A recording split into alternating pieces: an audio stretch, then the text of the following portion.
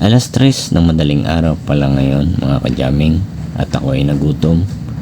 Kaya naman nagluto ako ng isda para may mapaglibangan ako ng kainin at gawain kaysa naman nakahiga na masakit lang sa batok. Nilagyan ko nga pala ito ng kamote at malunggay. Tara, lutuin natin.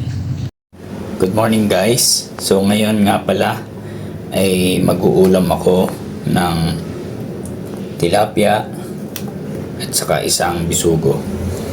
As usual, lalagyan ko siya ng kamote na ginayat-gayat tapos asin lang. Tara na, subaybayan niyo ako sa aking pagluluto. So ganito guys ang hiwa ko sa kamote para kahit papaano man lang magkalasa yung aking sinigang. Wala talagang lock yan, wala as in, walang sibuyas, walang bawang. So kung gusto mo talaga na gumaling, disiplinahin mo sarili, diba?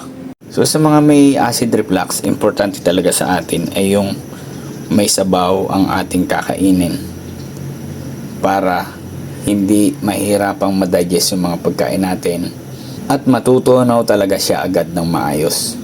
Ito kasing kamote, kapag ito kinain mo, mabilis lang siya matutunaw kasi pag hinat-ngat mo siya, kinain mo siya, talagang mapupulbos ng mabilisan. Hindi katulad ng kanin na matagal matunaw.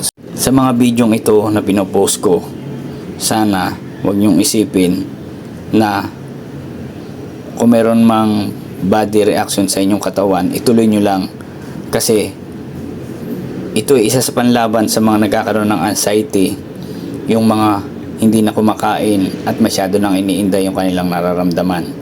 Ang importante, dapat kakain tayo para hindi lalong masisira yung ating tiyan dahil sa pagkalat ng acid sa buong stomach natin at magkaroon tayo posible ng cancer sa lalamunan kung parati tayong aakyatan ng acid.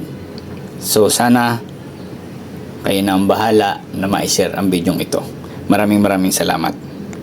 So pagkain ko na to hanggang mamayang hapon. Pagkatapos nga guys ng kumulo, ay ilagay naman natin yung dahon ng malunggay na aking hinugasan na. Wow, sigurado yan, magpapalakas yan na yung ating katawan. So meron na rin akong kanin na tira ko kagabi, pinainit ko na yan. So ito na yung tilapia na may kamote. Tapos ito yung lang yung kanin na kakainin ko.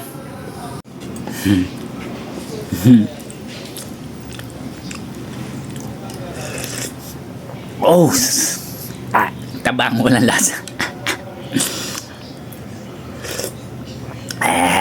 Pero okay lang. Importante may laman ang tiyan. Importante mayroong tutunawin sa tiyan ng mga pagkain para malakas. Ano man yung mararamdaman natin. So ang palalakasin dito, isip, ligtas sa anxiety. Kasi mayroon tayong kinain. Malakas ang katawan at resistensya. Maraming salamat at sana po may natutunan kayo sa araw nito sa aking video. Patuloy lang ang ating pagpapagaling. Bye!